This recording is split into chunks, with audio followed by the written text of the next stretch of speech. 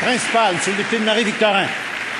Monsieur le Président, en 2008, le gouvernement a annoncé en grande pompe la réfection de la centrale nucléaire de Gentilly 2 et du même coup, il a déclaré que les travaux allaient engendrer des retombées économiques majeures pour la Mauricie, centre du Québec. Depuis quelques semaines, au fil des questions qu'on pose au ministre des Ressources naturelles, on se rend compte que le gouvernement a viré capot, qu'il est en train de se rendre à nos arguments, qu'il faut fermer et déclasser Gentilly 2. Mais nous, de notre côté, Monsieur le Président, on ne s'arrête pas là. On veut également un plan de diversification économique qui va permettre de convertir les emplois de la région vers les énergies renouvelables. Monsieur le Président, la question, advenant la fermeture de Gentilly 2, c'est quoi le plan du gouvernement pour l'emploi en Mauricie, centre du Québec? Monsieur le ministre des Ressources naturelles. Monsieur le Président, de ce côté ici de la Chambre, nous, on n'improvise pas. On a mentionné qu'à la lumière d'augmentation des coûts de la réfection de la centrale Pointe-le-Pro, on avait demandé à Hydro-Québec de pouvoir remettre à jour ces chiffres. C'est ce qu'ils sont en train de faire. La réfection de Pointe-le-Pro est loin d'être terminée, Monsieur le Président. Deuxièmement, je ne sais pas sur quelle planète vivait le député de Marie-Victorin. Il y a eu des événements importants au Japon. Nous attendons. S'il vous plaît. S'il vous plaît. Et on aura le temps. Vous pourrez poser une question additionnelle. Madame la chef d'opposition. Monsieur le ministre. S'il vous plaît. S'il vous plaît. S'il vous plaît. Monsieur le député de Richelieu.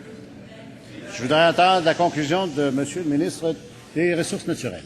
Nous attendons le rapport de la Commission canadienne de la sûreté nucléaire qui devrait être déposé au début de 2012 pour voir si les événements qui sont produits au Japon auraient un risque ici ou non. On veut connaître ce rapport avant de prendre une décision. J'ai mentionné, Monsieur le Président, que ce sera au printemps prochain que la décision va se prendre.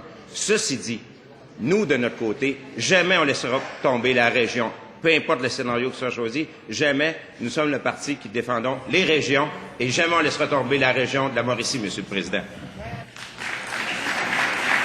Très bien, complémentaire, Monsieur le député de Marie-Victorin.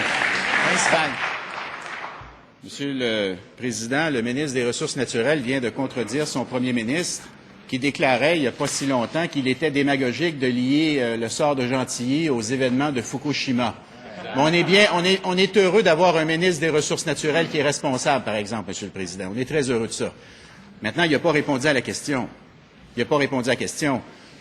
On s'est fait accuser d'être anti-région. Nous autres, là, quand on a proposé de déclasser Gentilly, là, le ministre a la responsabilité, Monsieur le Président, de parler d'autre chose que des événements du Japon et du kilowattheure produit à Gentilly. Il doit nous dire également s'il ferme Gentilly 2, c'est quoi son plan de diversification économique pour s'assurer justement que l'économie régionale de Mauricie, centre du Québec, s'en sorte le mieux possible. Il faut s'assurer qu'on a un plan pour convertir les emplois vers les énergies renouvelables. À quand un plan de diversification économique pour la Mauricie, centre du Québec? Monsieur le ministre des Ressources naturelles.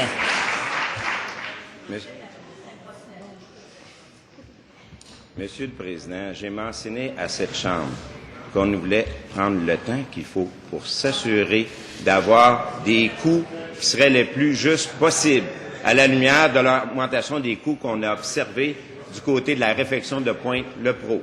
Deuxièmement, il est évident qu'on veut prendre connaissance du rapport de la Commission canadienne de la sûreté nucléaire avant de pouvoir prendre une décision dans ce dossier. Ce qui sera important, ça va être les sous par kilowattheure. Mais vous savez, Monsieur le Président, nous, de notre côté, on n'a pas changé à 180 degrés là, dans la stratégie énergétique. On a toujours appuyé l'hydroélectricité. C'est pour ça qu'on est en faveur de la baie James. Quand eux parlaient d'un chapelet de centrales nucléaires le long du Saint-Laurent, Monsieur le Président. Donc, nous, on a toujours dit que ce n'était pas au cœur de notre stratégie.